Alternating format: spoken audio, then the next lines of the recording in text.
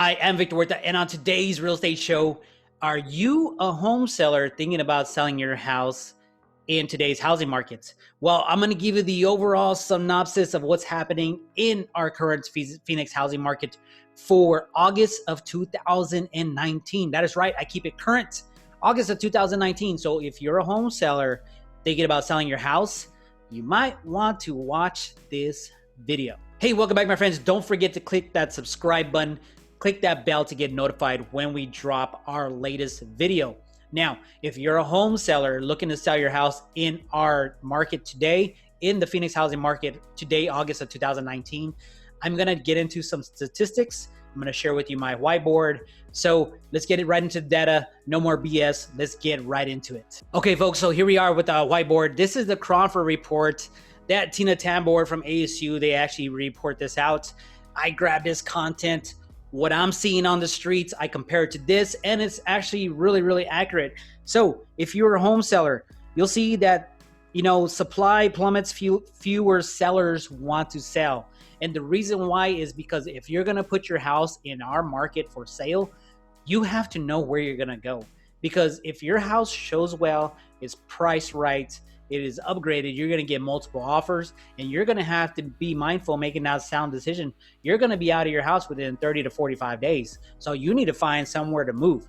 So just be mindful that if you have a house and you're ready to sell, maybe to upgrade to a new construction, downgrade or upgrade to a new location, etc., moving out of states, you're going to get multiple offers. You just got to make sure the house is priced right, make sure it looks nice, make sure it has some upgrades, and make sure it's marketed correctly.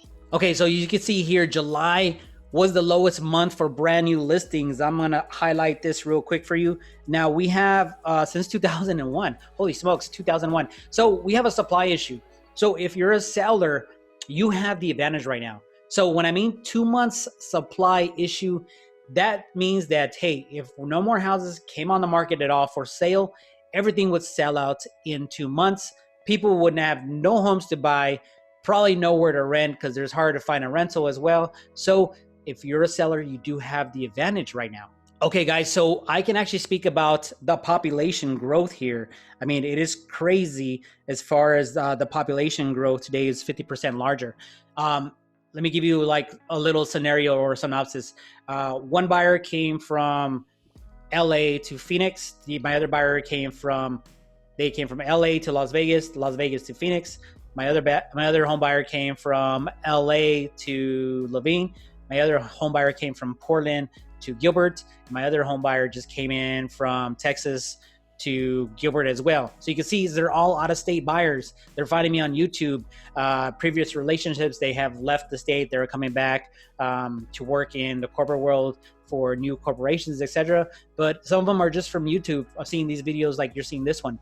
So if you're a home seller, just be mindful that you have the opportunity, you have the upper hand right now, and you have to be able to market your house correctly so you can find these out-of-state buyers, because these out-of-state buyers, they're selling in states where they're netting like $300,000 in California. In Portland, they're netting like $250,000. In Texas, they're netting like $150,000. So all that appreciation that they've had when they bought their house back 10 years ago, they have the money to come and buy and make it a smooth transaction. So keep that in mind.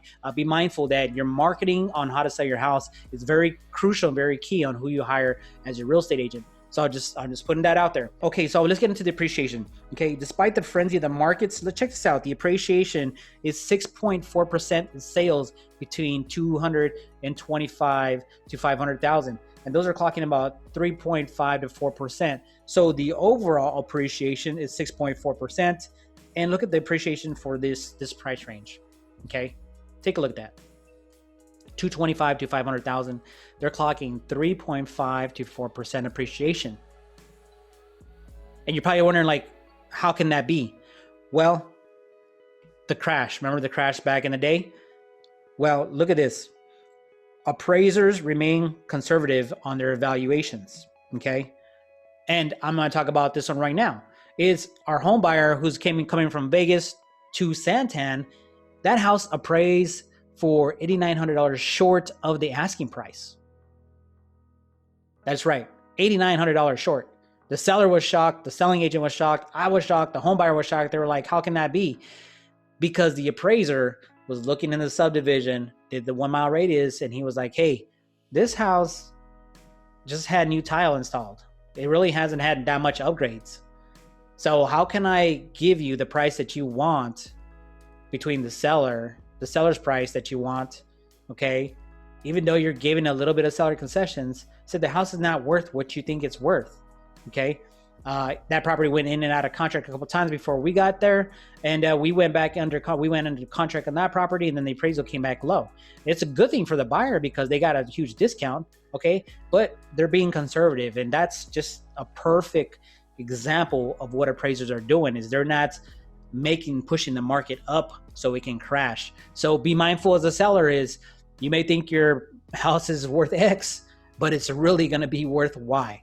Okay. So, and another thing is, we're still seeing a lot of seller concessions here. I'm actually writing contracts getting buyers 3,000 to 5,000 seller concessions. So be mindful, buyers still need the help for closing costs, and sellers are still accepting contracts at these seller concessions.